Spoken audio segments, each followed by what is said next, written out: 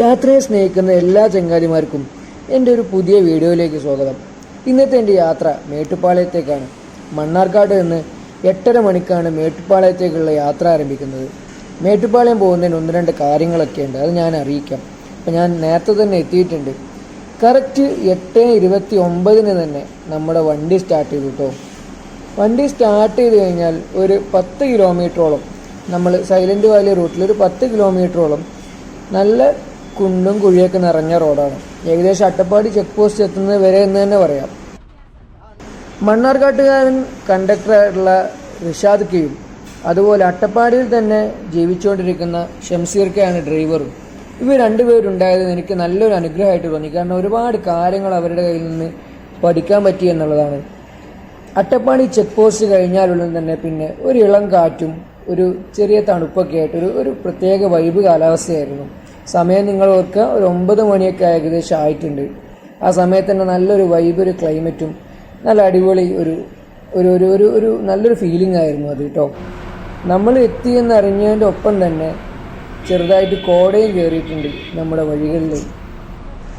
അങ്ങനെ ആനക്കട്ടി ചുരത്തിൻ്റെ ഭംഗി ആസ്വദിച്ച് പോകുന്നതിൻ്റെ കൂടെ തന്നെ ഈ ഒരു കോടയും കൂടി ആയപ്പം മനസ്സ് നിറഞ്ഞു. ഒരുപാട് നല്ല അടിപൊളി കാഴ്ചകളുമായി നമ്മളങ്ങനെ 10ാം ചുരത്തിൽ മാത്രമാണ്, 10ാമത്തെ ഹെയർപിൻ മെൻറ്റിൽ മാത്രമാണ് നമ്മുടെ വണ്ടി ഒന്ന് പിറകോട്ട് എടുക്കേണ്ടി വന്നത്. കാരണം നിങ്ങൾക്കറിയാം, ഇത്തിരി ഡേഞ്ചർ പിടിച്ച സ്ഥിരമായിട്ട് നമ്മൾ റീലുകളിൽ കാണുന്ന വളവാണ് ഈ ഒരു 10ാം വളവ് എന്ന് പറയുന്നത്. അപ്പം എല്ലാവരും ഈ ഒരു ചുരം കയറാൻ വരുമ്പോൾ തന്നെ, എല്ലാ ചുരം കയറാൻ വരുമ്പോൾ തന്നെ പറയുന്ന പോലെ തന്നെ ശ്രദ്ധിക്കണം. കാരണം ഡേഞ്ചർ പിടിച്ച അപകടം നിറഞ്ഞ വഴികളാണ്.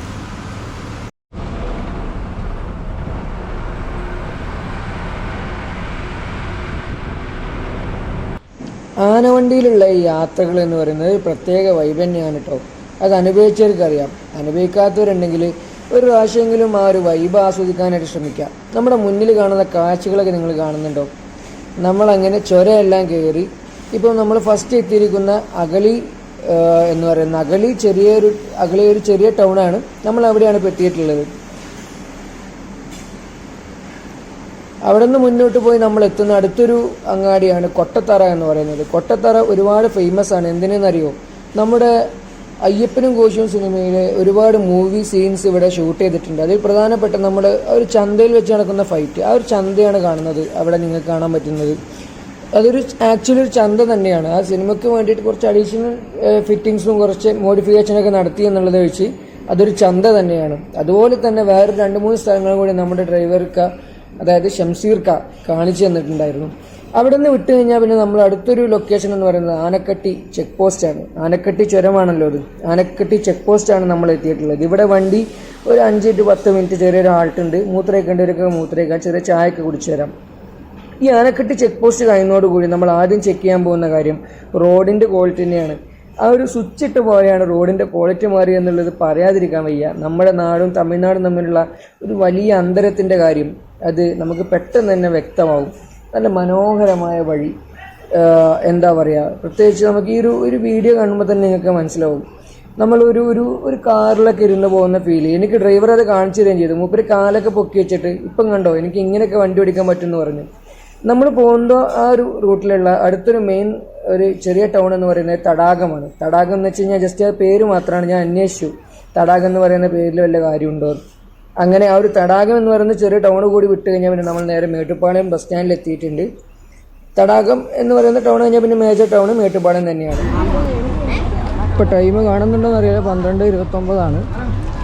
12 മണിയാണ് ഇവരുടെ ടൈം. 12 മണി 12:10 ആകുമ്പോഴേക്ക് എത്താനാണ് അതാണ് ഇവരുടെ ടൈമിങ്. പക്ഷേ ഭയങ്കര ബ്ലോക്കും കാര്യങ്ങളും കല്യാണങ്ങളും പല സ്ഥലത്തും ഉദ്ഘാടനങ്ങളൊക്കെ ആയിട്ട് ലേറ്റായതാണ്. അപ്പോൾ നമ്മൾ മേട്ടുപ്പാളയം ബസ് സ്റ്റാൻഡിലാണുള്ളത്. മേട്ടുപ്പാളയം റെയിൽവേ സ്റ്റേഷൻ അറിയാമെന്ന് വിചാരിക്കുന്നു. റെയിൽവേ സ്റ്റേഷൻ നമുക്ക് ഇവിടുന്ന് തൊട്ടടുത്താണ്. റെയിൽവേ സ്റ്റേഷനും ബസ് സ്റ്റാൻഡൊക്കെ ഒരുമിച്ചാണ് സ്ഥലമാണ് മേട്ടുപ്പാളയത്തിൻ്റെ ഒരു സൗകര്യം. മേട്ടുപ്പാളയം ബസ് സ്റ്റാൻഡിൽ നിന്ന് ഇടത്തോട്ട് പോയി കഴിഞ്ഞാൽ ഇപ്പോൾ ഞാൻ ഈ പോകുന്ന വഴി ഇതാണ് നമ്മൾ റെയിൽവേ സ്റ്റേഷനിലേക്കുള്ള വഴി. ഇവിടെ എത്തുമ്പം എനിക്കൊരു കാര്യം പറയാനുള്ളത്, നമ്മളിപ്പം റോഡിൻ്റെ കാര്യത്തിൽ നമ്മൾ തമിഴ്നാടിന് ഒരുപാട് പ്രശംസിച്ച സമയത്തും നമ്മൾ വിട്ടുപോകുന്ന അല്ലെങ്കിൽ നമ്മൾ തമിഴ്നാടിനെ ഒരു നെഗറ്റീവായിട്ട് കാണുന്ന ഒരുപാട് കാര്യങ്ങളുണ്ട്. ഒന്നാമത് മാലിന്യങ്ങൾ, പ്ലാസ്റ്റിക്, അതുപോലെ ഇതിൻ്റെ ഒരു വൃത്തിയില്ലായ്മ അല്ലെങ്കിൽ എന്താ പറയുക ഒരു വൃത്തികേട് എല്ലായിടത്തും നിറഞ്ഞിരിക്കുന്ന ഒരു ഗ്രാമങ്ങളാണെങ്കിലും അല്ലെങ്കിൽ ടൗൺ ഏരിയകളാണെങ്കിലും ആ ഒരു വൃത്തികേട് ഒരുപാട് നമ്മുടെ നാടിനെ വെച്ച് ഒരുപാട് കൂടുതലുള്ള സ്ഥലമാണ് തമിഴ്നാട്. അത് പറയാതിരിക്കാൻ വയ്യാട്ടോ. അതുപോലെ Mettupalayam railway station toy train അവിടെ കിടക്കുന്നുണ്ട്, ഞാൻ കാണിച്ചു തരാം. പിന്നെ നമ്മളിവിടെ ഇപ്പം നോക്കാൻ പോകുന്നത് നമുക്ക് ഏറ്റവും ബെസ്റ്റായിട്ട് ഏറ്റവും ചീപ്പായിട്ട് സ്റ്റേ ചെയ്യാൻ പറ്റുന്ന ഒരു ലൊക്കേഷനാണ് ഞാൻ നിങ്ങൾക്ക് പരിചയപ്പെടുത്താൻ പോകുന്നത്. ഞാനത് കാണിച്ചു തരാം. അതിന് മുമ്പ് നമുക്ക് റെയിൽവേ സ്റ്റേഷൻ ഒന്ന് കണ്ടുവരാം. റെയിൽവേ സ്റ്റേഷൻ ഇതാണ് റെയിൽവേ സ്റ്റേഷൻ. നേരെ അപ്പുറത്ത് കാണുന്നതാണ് ടിക്കറ്റ് കൗണ്ടർ. കറക്റ്റ് ബോർഡും കാര്യങ്ങളൊക്കെ എഴുതി വെച്ചിട്ടുണ്ട്. മൗണ്ടൻ റെയിൽവേൻ്റെ ഒരു ഡിപ്പാർട്ട്മെൻറ്റ് അവിടെ കാണാം.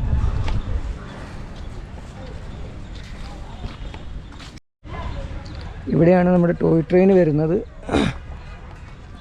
ട്രാക്കിൽ ഇപ്പോൾ നമുക്കൊരു ടോയ് ട്രെയിനിൻ്റെ ഭാഗങ്ങൾ ഇവിടെ കാണാൻ പറ്റും. ടോയ് ട്രെയിൻ കിടക്കുന്നുണ്ട് അവിടെ. അവിടെ പോയിട്ട് നമുക്ക് ആ ടോയ് ട്രെയിനിൻ്റെ ഭാഗങ്ങളൊക്കെ ഒന്ന് കണ്ടു നോക്കാം. അതിൻ്റെ സ്റ്റീം ലോക്കോ ഷെഡ്, അതിൻ്റെ വർക്കും കാര്യങ്ങളും മെയിൻ്റെനൻസും കാര്യങ്ങളും നടക്കുന്ന ഷെഡാണത്.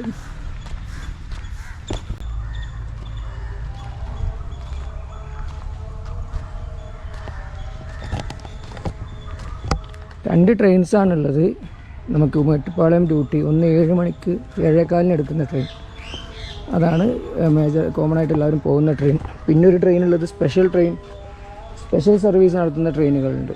അത് 9 മണിക്കാണെന്നാണ് എൻ്റെ അറിവ്. ഞാൻ ഒന്നുകൂടി കൺഫേം ആക്കിയിട്ട് നമുക്ക് ആ ഒരു വേർസ് മൈ ട്രെയിൻ ആപ്പിൽ കയറി കഴിഞ്ഞാൽ അറിയാൻ പറ്റും. അത് പക്ഷേ സ്പെഷ്യൽ ട്രെയിൻ ആയതുകൊണ്ട് തന്നെ അതിന് ഏകദേശം 900 രൂപ ടിക്കറ്റ് വരുന്നുണ്ട്. മറ്റേത് നമുക്ക് GST അടക്കം 300 സംതിങ് വരുന്നിടത്ത് 310 വരുന്നിടത്ത് ഇത് 900 സംതിങ് അതിൻ്റെ GST കൂടാതെയുള്ള ചാർജ് വരുന്നുണ്ട്. ഇതാണ് നമ്മുടെ ടോയ് ട്രെയിൻ. പിന്നെ സ്പെഷ്യൽ ട്രെയിനാണ്, നമുക്കറിയുന്ന പോലെ ഹെറിറ്റേജ് ട്രെയിനാണ്. ലോക പൈതൃക പട്ടികയിൽ ഇടം നേടിയിട്ടുള്ളൊരു സംഭവമാണ്. നമ്മളൊരിക്കലും വില കുറച്ച് കാണാൻ പറ്റില്ല ഇത് ഹെറിറ്റേജ് ടോയ് ട്രെയിൻ.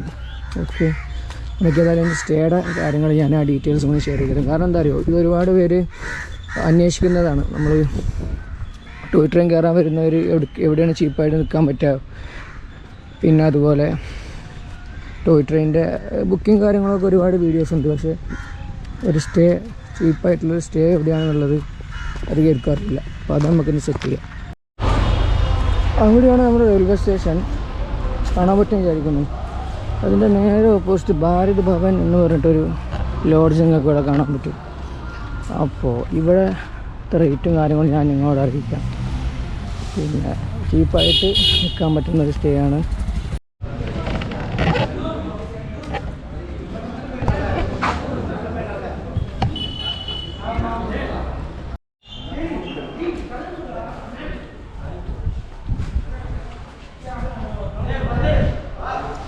ഇതാണ് ഭാരത് ഭവൻ ലോഡ്ജിൻ്റെ ഉൾഭാഗത്തുള്ളൊരു കാഴ്ച. ഞാനിപ്പോൾ അവിടെ പോയി സംസാരിച്ചു.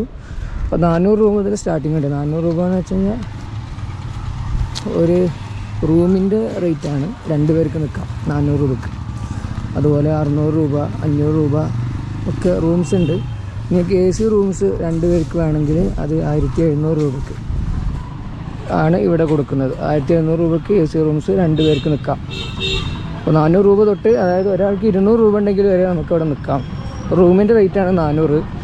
2 പേരുണ്ടെങ്കിൽ സുഖമായിട്ട് ഒരാൾക്ക് 200 രൂപ മതി ആ റൂമിൽ സ്റ്റേ ചെയ്യാൻ വേണ്ടിയിട്ട്. അപ്പം റെയിൽവേ സ്റ്റേഷൻ്റെ നേരെ ഓപ്പോസിറ്റാണ്. മേട്ടുപ്പാളയം ടോയ് ട്രെയിനൊക്കെ പ്ലാൻ ചെയ്യുന്നവർക്ക് ഏറ്റവും ബെസ്റ്റായിട്ട് ചീപ്പായിട്ട് നിൽക്കാൻ പറ്റുന്ന ഒരു സംഭവമാണ്. നമുക്ക് കാണാൻ പറ്റിയില്ല റൂംസ്, കാരണം ഇപ്പോൾ അവിടുത്തെ ആൾ ഫുഡ് കഴിക്കാൻ പോയിട്ടുള്ളത്. അപ്പോൾ അതുകൊണ്ട് നമുക്ക് റൂംസ് കാണാൻ പറ്റിയില്ല. ഇവിടുത്തെ നമ്പറും കാര്യങ്ങളും ഞാൻ ഷെയർ ചെയ്യാം. ഇവിടെ എങ്ങനെയാണെന്ന് വെച്ച് കഴിഞ്ഞാൽ പ്രീ ബുക്കിംഗ് ഒന്നുമില്ല. നിങ്ങൾ എന്നാണോ പ്ലാൻ ചെയ്യുന്നത്, എന്നാണോ നിങ്ങൾക്ക് സ്റ്റേ വേണ്ടത്, അന്ന് രാവിലെ ഒരു 9 മണിക്ക് മുന്നേ വിളിച്ചിട്ട് ചോദിക്കുക. അപ്പം ഇവിടെ എന്ത് റൂമാണോ ഉള്ളത് അതാണ് നിങ്ങൾക്ക് കിട്ടുക. അല്ലാതെ പ്രീ ബുക്കിംഗ് എന്നിട്ടുള്ള പരിപാടിയില്ല. അതൊരു നെഗറ്റീവായിട്ട് ഫീൽ ചെയ്തു.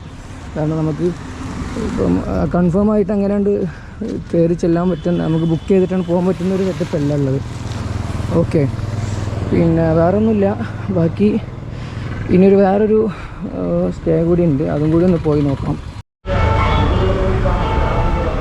ബസ് സ്റ്റാൻഡിന് നേരെ ഓപ്പോസിറ്റ് ഇങ്ങനൊരു ലോഡ്ജും കൂടി കാണാം കേട്ടോ.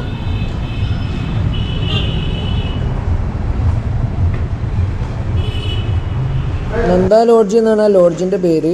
അപ്പം ഞാൻ അതിൻ്റെ ഉള്ളിൽ കയറി വീഡിയോസ് എടുക്കാൻ വിട്ടുപോയി. ഞാൻ റൂംസൊക്കെ കണ്ടിട്ടുണ്ടായിരുന്നു, നല്ല റൂംസും കാര്യങ്ങളൊക്കെയാണ്. പിന്നെ 4 പേർക്ക് നിൽക്കാനായിട്ട് ആകെ 1550 രൂപയ്ക്കേ വരുന്നുള്ളൂ. അപ്പോൾ അതും ഒരു ചീപ്പായിട്ട് നിങ്ങൾക്ക് റെയിൽവേ സ്റ്റേഷൻ്റെ അടുത്ത് തന്നെ നിൽക്കാൻ പറ്റിയൊരു സ്റ്റേ ആണ് കേട്ടോ. നന്ദ ലോഡ്ജ് എന്നാണ് പേര്. അതുപോലെ തന്നെ ഇവിടെ നമുക്ക് ഫുഡ് കഴിക്കാൻ പറ്റിയൊരു ഹോട്ടൽ എന്ന് പറഞ്ഞാൽ ഹോട്ടൽ കരുണ. ഞാനിപ്പം വീഡിയോയിൽ കാണിക്കുന്ന ഹോട്ടൽ കരുണ നന്ദ ലോഡ്ജിൻ്റെ നേരെ ഓപ്പോസിറ്റ് ഉള്ളൊരു ഹോട്ടലാണ്. കാര്യം എന്താ വെച്ച് കഴിഞ്ഞാൽ മലയാളീസ് റൺ ചെയ്യുന്ന മലയാളീസാണ് അതിൻ്റെ ഓണേഴ്സ് ആയിട്ടുള്ളത്. അപ്പം അത്യാവശ്യം വലിയ കുഴപ്പമില്ലാത്ത ഫുഡും കാര്യങ്ങളൊക്കെ നിങ്ങൾക്ക് അവിടെ നിന്ന് കിട്ടും. അപ്പം ഇതാണ് 2 സ്റ്റേ, ഒന്ന് ഭാരതി ഭവൻ, അതുപോലെ നന്ദ ലോഡ്ജ്. അതിൻ്റെ നമ്പേഴ്സ് ഞാൻ ഡിസ്ക്രിപ്ഷനിൽ കൊടുത്തേക്കാം, നിങ്ങൾക്ക് ആവശ്യമുണ്ടെങ്കിൽ വിളിച്ചു നോക്കാം. പിന്നെ ഇതാണ് നമ്മളിപ്പം വീണ്ടും മേട്ടുപ്പാളയം റെയിൽവേ സ്റ്റേഷനിൽ എത്തിയിട്ടുണ്ട്. മേട്ടുപ്പാളയം ബസ് സ്റ്റാൻഡിൽ എത്തിയിട്ടുണ്ട്. നമുക്ക് ഇവിടെ നിന്ന് മണ്ണാർക്കാട്ടിലേക്കുള്ള ബസ്, അതായത് നമ്മൾ രാവിലെ വന്ന 8:30 ബസ് കൂടാതെ 11:30 മണിക്കൊരു ബസ്സുണ്ട്. 8:30 ബസ് 12:45 തിരിച്ചു പോകുമ്പോൾ 11:30 മണിൻ്റെ ബസ് തിരിച്ചു പോകുന്നത് 3:45. അപ്പം ഞാൻ ആ ഒരു ബസ്സിനാണ് തിരിച്ചു പോകാനായിട്ട് പ്ലാൻ ചെയ്തത്. അപ്പം ഞാനിപ്പം ബസ് കയറിയിട്ടുണ്ട്. ഇനി ബസ് ഇപ്പം എടുക്കും എന്ന് വിചാരിക്കുന്നു. ടൈം ആവുന്നേ ഉള്ളൂ. ഞാൻ നേരത്തെ തന്നെ ഫുഡ് കഴിച്ച് ബസ് കയറി ഇരുന്നതാണ്. അപ്പം നല്ലൊരു സീറ്റ് നോക്കി ഇരുന്നതാണ്. ഇപ്പം 3:50 3:48 ആയപ്പം ബസ് മെല്ലെ എടുത്തിട്ടുണ്ട്. തിരിച്ച് സെയിം റൂട്ടാണ് കേട്ടോ, ആനക്കട്ടി വഴി തന്നെയാണ് നമ്മുടെ ബസ് തിരിച്ചു വരുന്നത്. അപ്പം തിരിച്ചു വരുന്ന സമയത്ത് വൈകുന്നേരത്തിൻ്റെ മനോഹരമായിട്ടുള്ള കാഴ്ചകളൊക്കെയാണ് അതിൽ നമുക്ക് മെയിനായിട്ട് കാണാനുള്ളത്. അതുപോലെ തന്നെ നമ്മൾ ചുരം എത്തുമ്പോഴേക്ക് ഏകദേശം ഇരുട്ടായി തുടങ്ങും. പിന്നെ ചുരം കാഴ്ചകളൊന്നും നമുക്ക് അത്ര വൈബായിട്ട് ആസ്വദിക്കാൻ പറ്റില്ല. ആനകളൊക്കെ ഇടയ്ക്ക് ഇറങ്ങുന്ന ചുരമാണെന്നൊക്കെയാണ് കേട്ടത്. പക്ഷെ നമുക്ക് ആ ഒരു ഭാഗ്യം ഉണ്ടായില്ല, ആന വൈബ് നമുക്ക് കിട്ടിയില്ല. ഏതായാലും ആനവണ്ടി വൈബ് കിട്ടി. അതും കൊണ്ട് അഡ്ജസ്റ്റ് ചെയ്തിട്ട് അതും കൊണ്ട് തൃപ്തിപ്പെട്ട് പോവാണ്. എന്തായാലും നല്ലൊരു യാത്രയായിരുന്നു. നിങ്ങൾക്ക് അതുപോലെ തന്നെ ഒരുപാട് ഇൻഫർമേഷൻസ് ഷെയർ ചെയ്ത് തരാൻ പറ്റിയെന്ന് എനിക്ക് വിശ്വാസമുണ്ട്. ഓക്കെ, തമിഴ്നാടിൻ്റെ ഗ്രാമക്കാഴ്ചകളൊക്കെ കണ്ട് നമുക്ക് മെല്ലെ മെല്ലെ നമ്മുടെ യാത്ര ഇവിടെ അവസാനിപ്പിക്കാമെന്ന് വിചാരിക്കുന്നു. ഒരുപാട് ഈ ഗ്രാമഭംഗി എന്തായാലും പറയാതിരിക്കാൻ വയ്യ കേട്ടോ. നമ്മൾ മാലിന്യത്തിൻ്റെ കാര്യം പറയുമ്പോഴും ഒരു ഗ്രാമത്തിൻ്റെ ഭംഗി നമ്മുടെ നാടിനെ അപേക്ഷിച്ച് എത്രയോ പീക്ക് ലെവലിലാണ് ഇവരുടെ ഗ്രാമങ്ങളുടെ ഓരോ വീട്ടിലും ഓരോ തൊഴുത്തും കാര്യങ്ങളൊക്കെ ആയിട്ട് അതൊരു പ്രത്യേക ഒരു പച്ചപ്പും ഹരിതാഭിയൊക്കെ ആയിട്ടുള്ളൊരു ഭംഗി നമ്മുടെ നാടിനെ അപേക്ഷിച്ച് അത് പറയാതിരിക്കാൻ വയ്യ എന്തൊക്കെയാണെങ്കിലും. ഓക്കെ, അപ്പോൾ നമുക്ക് ഏതായാലും ഇനി അടുത്തൊരു വീഡിയോയിൽ അടുത്ത യാത്രയുടെ വിശേഷങ്ങളായിട്ട് കാണാം കേട്ടോ. അതുവരെ എല്ലാവരും സേഫായിട്ടിരിക്കാൻ ശ്രദ്ധിക്കുക. ബൈ.